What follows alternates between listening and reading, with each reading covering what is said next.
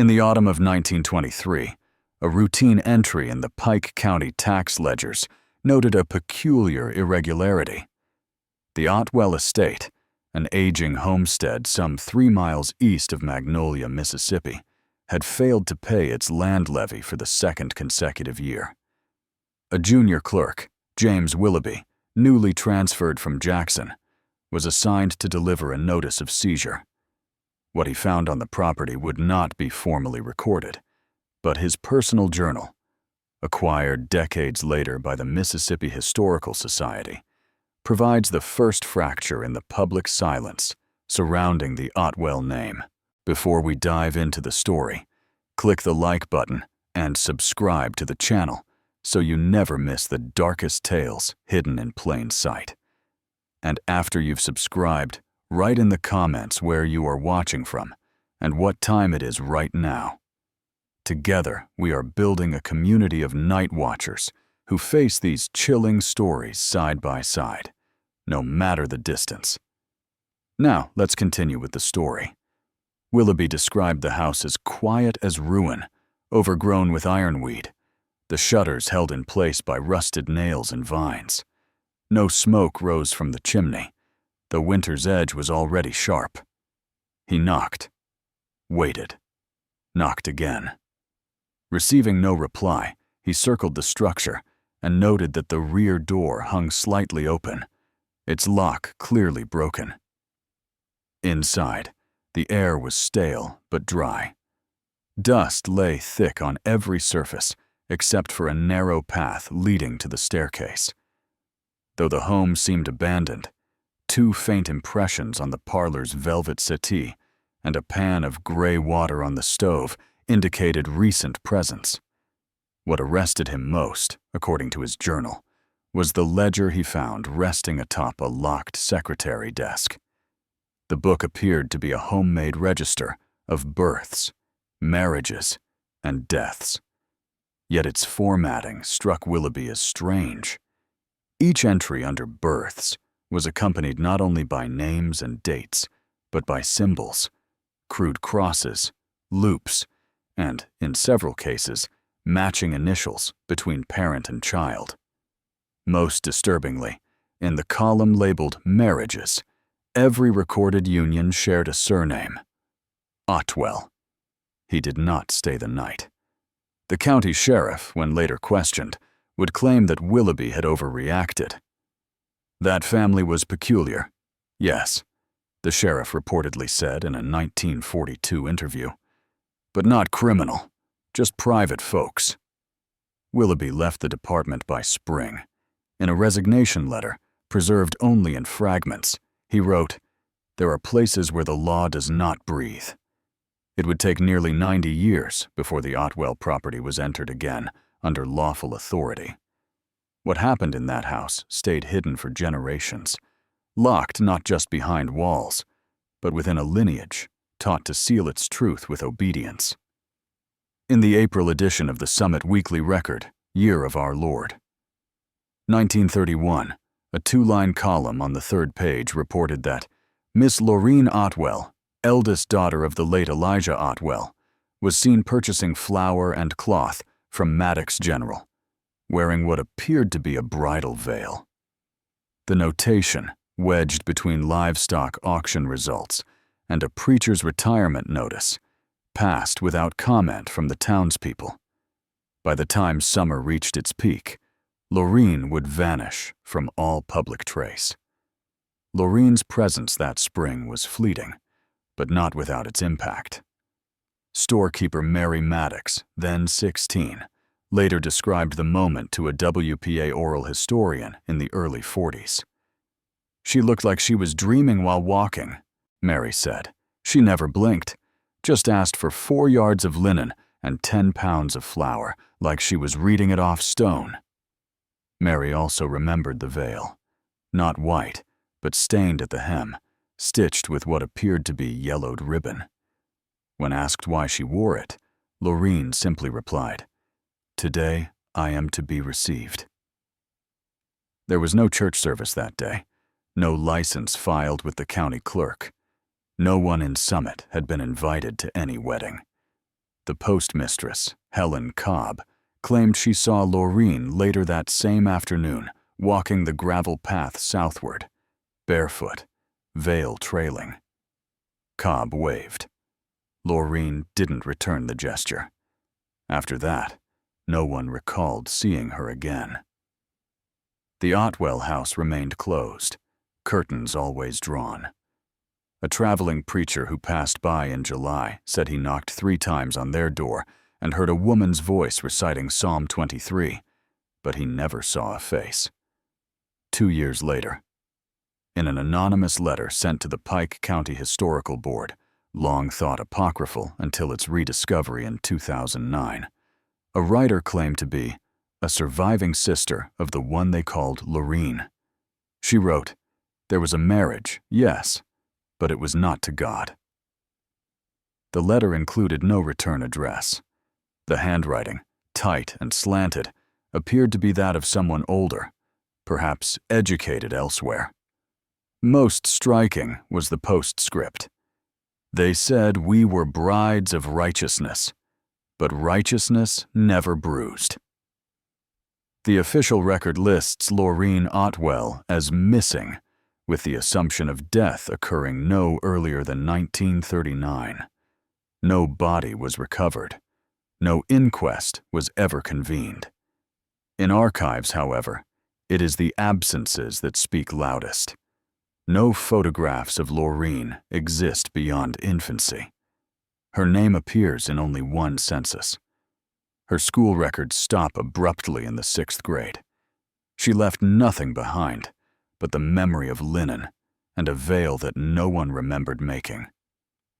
Between the years 1935 and 1962, the Otwell household claimed 6 children across 3 generations. Yet when Pike County's coroner records are cross-referenced with burial permits and cemetery plots, only 2 family deaths are officially documented. The rest, names spoken quietly by neighbors or traced through ambiguous school records, simply vanish. In the course of an unrelated land survey conducted in 1962 by the Mississippi Department of Agriculture, aerial photography revealed a set of geometric soil disturbances behind the Otwell property. The photo, taken in late autumn when foliage was sparse, showed a sequence of shallow depressions, 6 rectangles in 2 neat rows, each approximately 4 feet in length. The surveyor filed the image with the department, noting only possible garden tilling or livestock trenching. Years later, a historian named Emily Driscoll, examining rural disappearance cases for her graduate thesis, uncovered the image while researching land disputes. Curious, she overlaid the 1962 aerial shot with property blueprints dating back to 1927.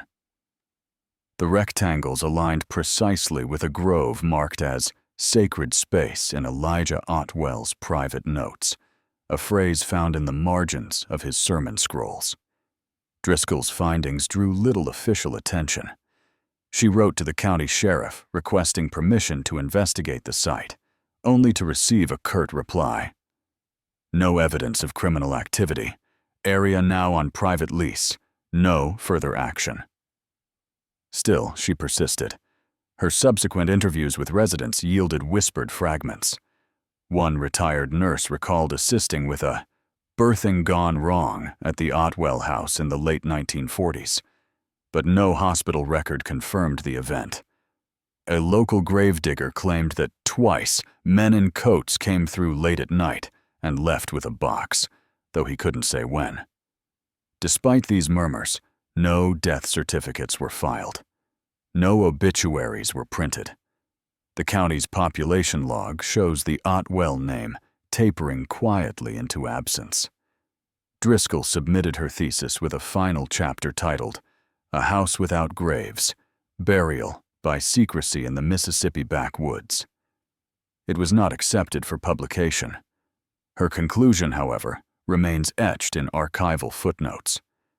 When public records are silent, the earth must be read like a ledger, and the Otwell land speaks volumes. To this day, no exhumations have been ordered. The current landowner, unrelated to the family, has refused all archaeological requests. But in every story of disappearance, there's a shadow of a place that disappeared or made to go. At Otwell, that place may have been less than 4 feet deep, and known only by those taught never to speak above a whisper.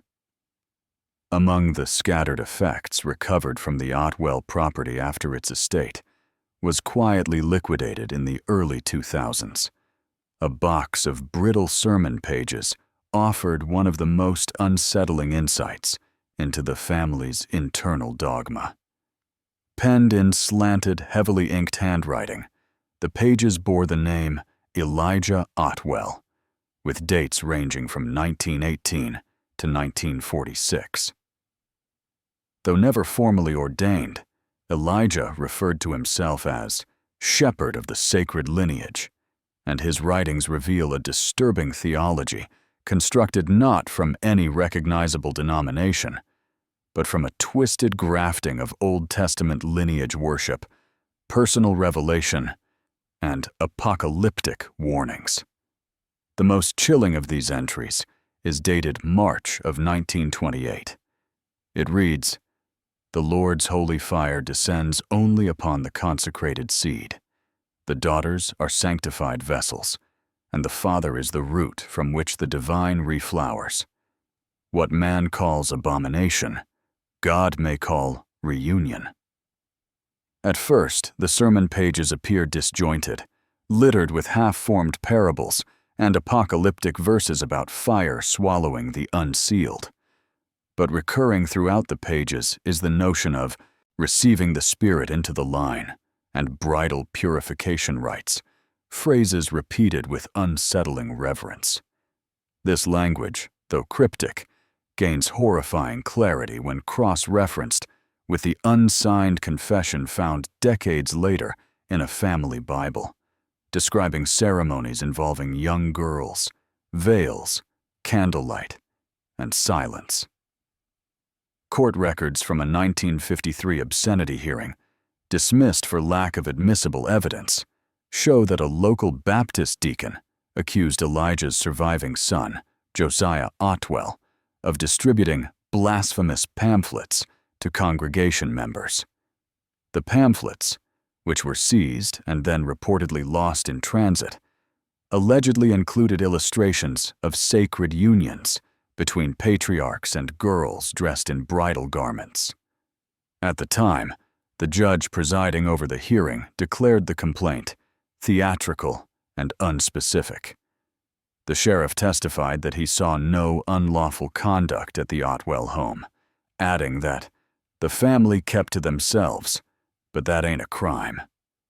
Yet testimony from the deacon's wife, filed in a sealed affidavit only unsealed in 2010, paints a different picture. She wrote, "The youngest girl wore a wedding band carved from peach pit. She was called Beloved Vessel in the presence of her father, and she never met my eyes." These fragments, scattered across official and unofficial channels, begin to form a grotesque map of theology weaponized into tyranny. While the Otwells were never prosecuted, their teachings remained confined within the walls of the homestead, preserved through oral repetition and symbolic ritual. A handwritten index found within the sermon box includes names of vessels and dates of receivings.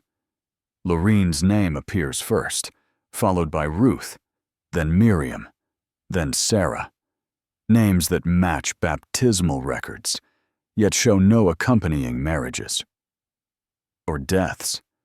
To read these documents is to witness not the ravings of a madman, but the calculated script of a man who authored his own divine right. His scripture was not meant to convert the world, only to control the world within his house. And within that world, every girl was born a bride, and every silence was sacred. The archive preserves these pages now with gloved reverence, not for the sake of his words, but for the lives entombed beneath their weight. There is no record of when the ritual stopped, only that the writing did. During the estate cleanup conducted after the property's sale in 2011, restoration volunteers uncovered a photograph sealed behind layers of wallpaper in what appeared to be the former parlor. The image, monochrome and faded, measured 5 by 7 inches and was mounted on pressed cardboard stock common in the 1920s. It depicted 5 young women standing shoulder to shoulder, identical in posture and dress. Each wore a modest white gown with a high collar and long sleeves. Their hair was braided and wrapped in identical fashions. None of them smiled. No men appeared in the photograph. On the reverse, written in pencil and barely legible, were the words, "Eli's Brides, Summer 29. The ink had faded, but the weight of the phrase has not. The Mississippi Historical Society's photographic analysis confirmed the paper, and chemical composition were consistent with regional photos of that period. Facial comparison software later matched one of the girls to an existing school portrait of Ruth Otwell, dated 1927. The remaining 4 have no confirmed images elsewhere in public record. The photograph marks a shift in the narrative. It is one of the only visual confirmations that multiple Otwell daughters were not only isolated, but ceremonially unified under the same title, Brides. The implication of collective ritual rather than individual abuse deepens the tragedy. It suggests not just secrecy, but systemization. In interviews conducted with elderly residents of Summit between 2012 and 2015, a disturbing pattern emerged. Several recalled hearing music, soft humming and organ tones, coming from the Otwell house on specific nights near midsummer. One woman, Mabel Torrance, recalled as a child sneaking up the wooded ridge behind the Otwell property and glimpsing girls dancing in a circle by candlelight, like they was doing a wedding, but nobody clapped. These memories, unverified and clouded by time, might easily be dismissed if not for one corroborating piece of evidence. A sheet of music, hand-copied and water-damaged, was found folded inside the family Bible. Titled Hymn of the Rejoining, it included lyrics referencing vows beneath the veil and blood that binds the line. The composition bore no composer's name, but several notations in the margin suggested it was performed regularly. Repeat at full moon, and Miriam solo, August rite. Experts in religious cult behavior have noted that the use of music, especially original hymns, often serves a dual function: to induce submission and to normalize the unnatural. Within such closed systems, repetition replaces resistance. The visual composition of the girls, identical clothing, absence of expression, and symmetrical placement evokes formal bridal portraiture of the era. Yet without a groom, the meaning collapses into something altogether darker. Not celebration, but surrender. The absence of Elijah Otwell from the photo does not lessen his presence. Rather, it amplifies it. His name on the back speaks not of familial pride, but ownership. In a frame meant to commemorate unity, what it truly captured was captivity. To see 5 daughters posed as wives is to confront the complete erasure of choice. Within the Otwell household, womanhood was not a stage reached, but a status assigned. Not earned, not chosen, bestowed like a title, or a sentence. In the spring of 1954, a temporary schoolteacher named Mrs. Edna Langley was assigned to fill in for ailing staff at the Summit Union Schoolhouse. A recent transplant from northern Alabama, Edna was unfamiliar with the subtleties of Pike County families and unaware of the reputation surrounding the Otwell children. During her 3-week assignment, she taught 2 girls listed as Sarah Otwell and Miriam Otwell, ages 13 and 10. They arrived each morning barefoot, carrying identical lunch pails, and wearing handmade gingham dresses stitched from the same cloth. Edna Langley's teaching journal, later donated to her alma mater's archives, contains only 3 brief references to the Otwell sisters. But what she does record is chilling in its restraint. April 10th. Girls very quiet.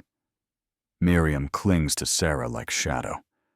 Neither speaks unless prompted. Both look startled when touched. Sarah flinches at raised voices.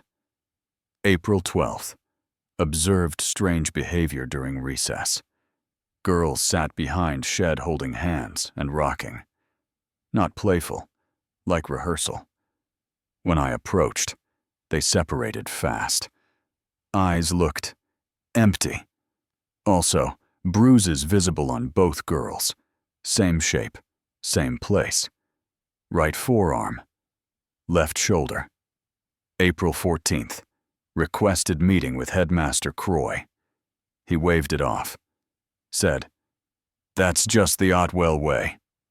Edna's final entry, written in pencil and later smudged by water damage, reads, "They're not being raised.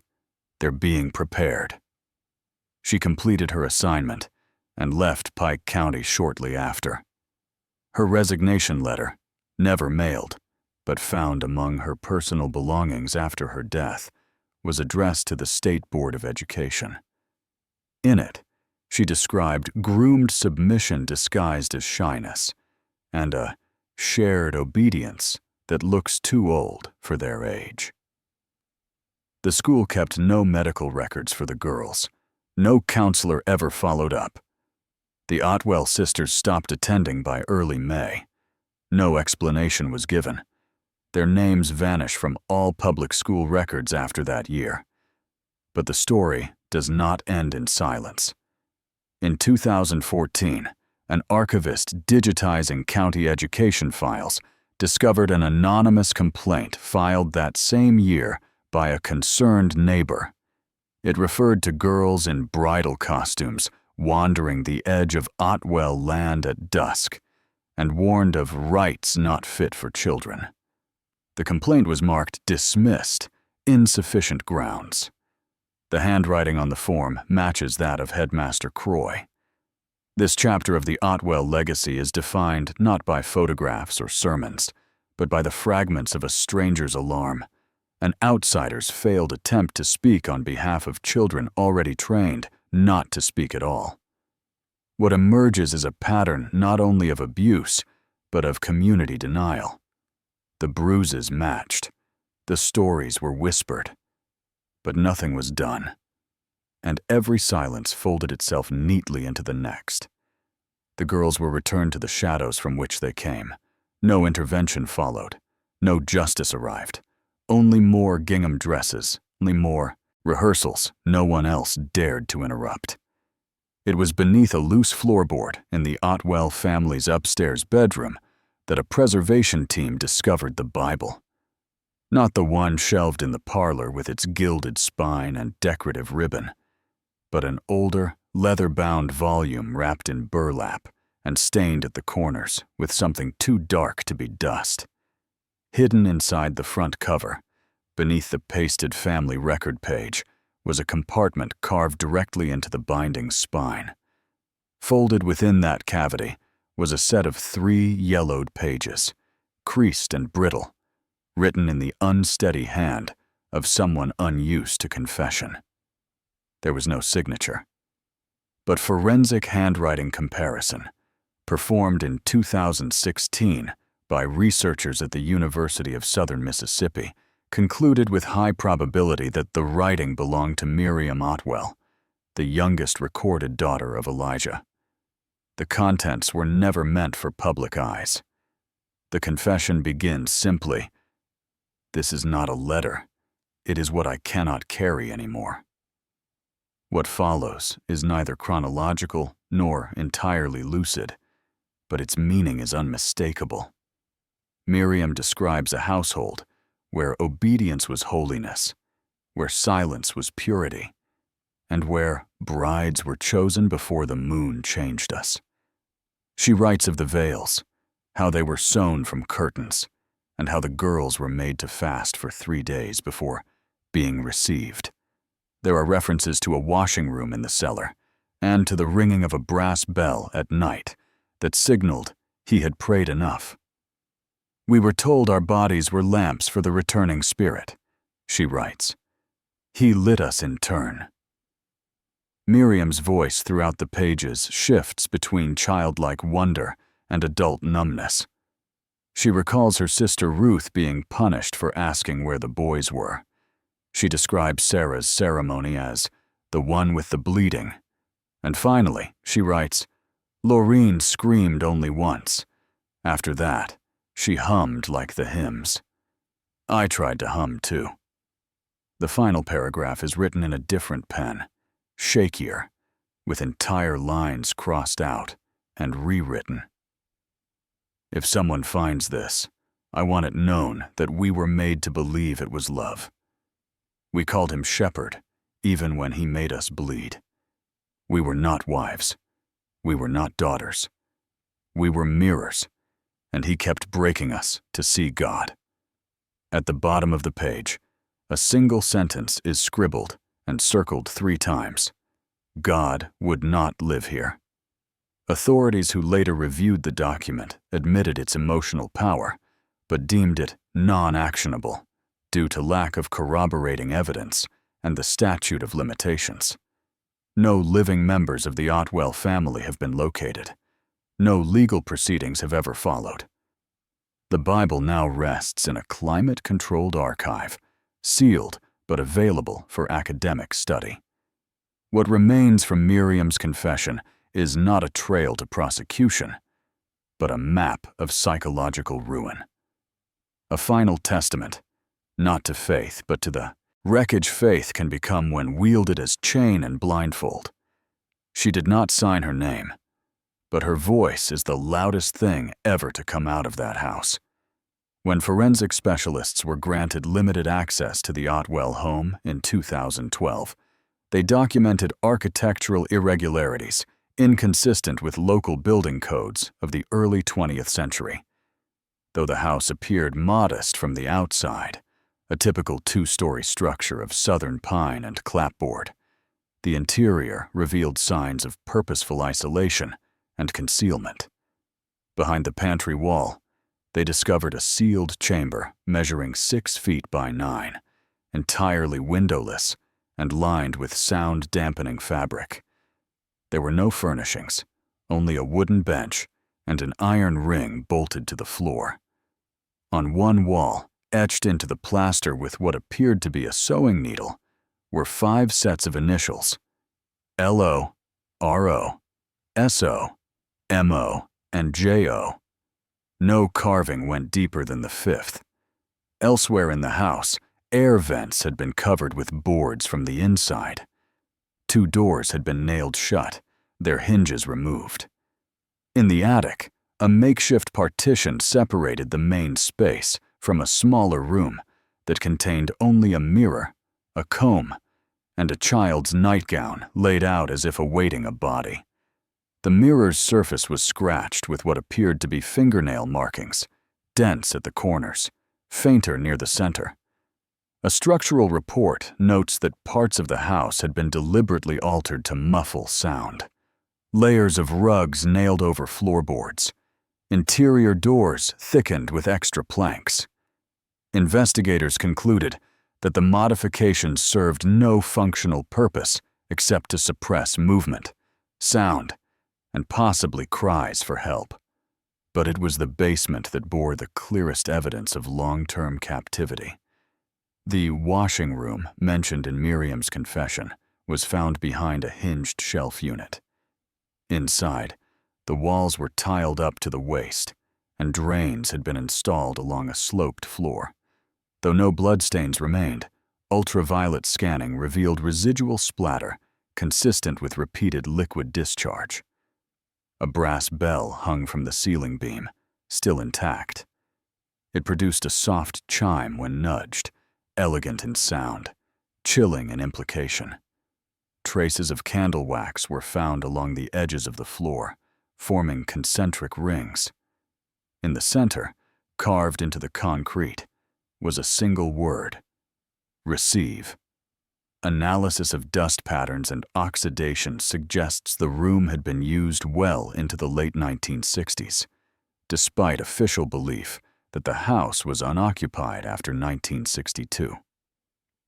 Though the physical space offered no oddities, no photographs, and no formal documentation, it provided a silent confirmation of what had long been suspected, that the rituals described in scattered testimonies and hidden pages had a location, a stage, a pattern. That this house was not just a place of residence, but of ceremony, and that the ceremonies were built into the very architecture. The walls themselves kept secrets, not metaphorically, but in wood and nail and echo. These were not the hidden corners of a haunted house. They were the mechanisms of a system, deliberate, reinforced, and invisible to all who refused to knock hard enough. The house is gone now, torn down for liability, but its blueprints remain, and they read like a map of silence, carefully drawn, room by room, nail by nail. In the early spring of 2011, a distant relative of the Otwell family, James Renner, a retired postal worker from Gulfport, attended a rural estate auction in Pike County.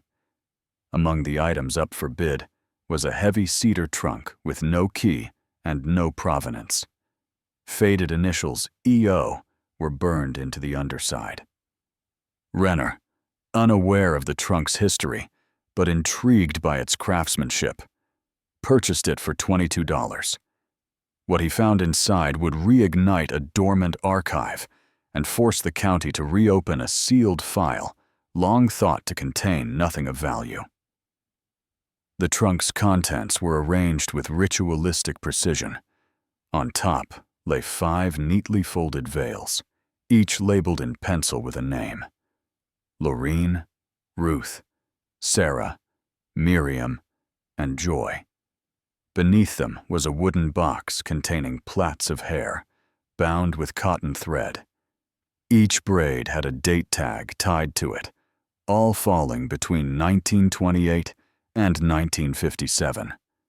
At the bottom of the trunk was a sealed envelope marked in red pencil, for the judge's eyes only.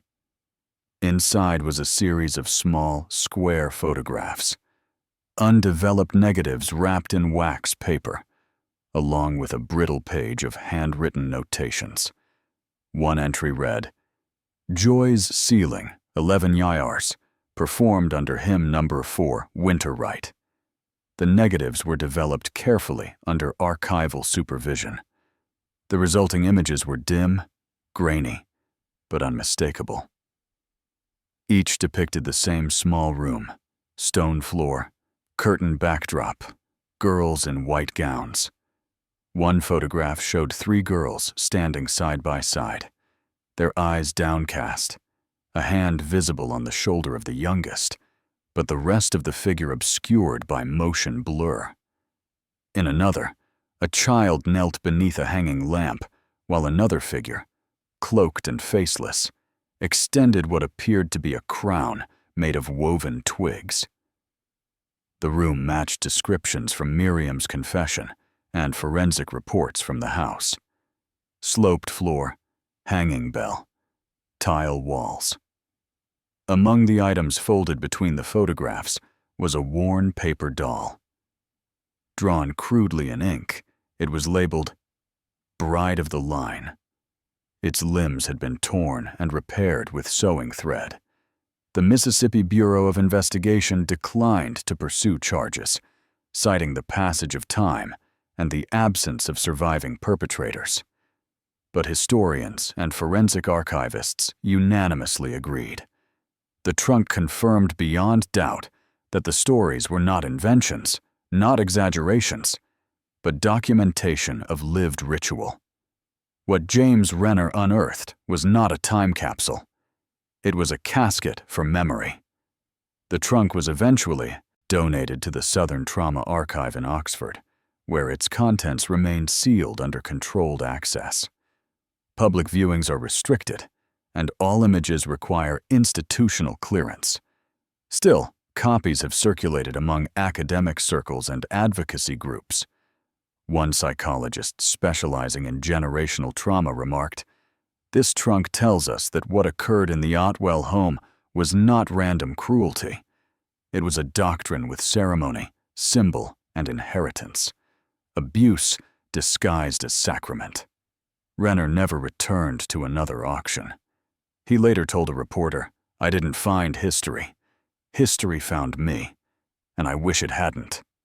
In the dim reading room of the Southern Trauma Archive, where fluorescent bulbs hum over locked display cases and black-gloved researchers read in silence, a sealed file folder labeled Otwell Documented Materials, Closed Collection, sits untouched more often than not. Its contents are known, its horrors cataloged, and yet few who come seeking answers about historical abuse dare to open it fully. What remains is not mystery, but aftermath. The Otwell household no longer stands. Demolished in 2013 due to foundational instability, the structure was never officially declared a crime scene.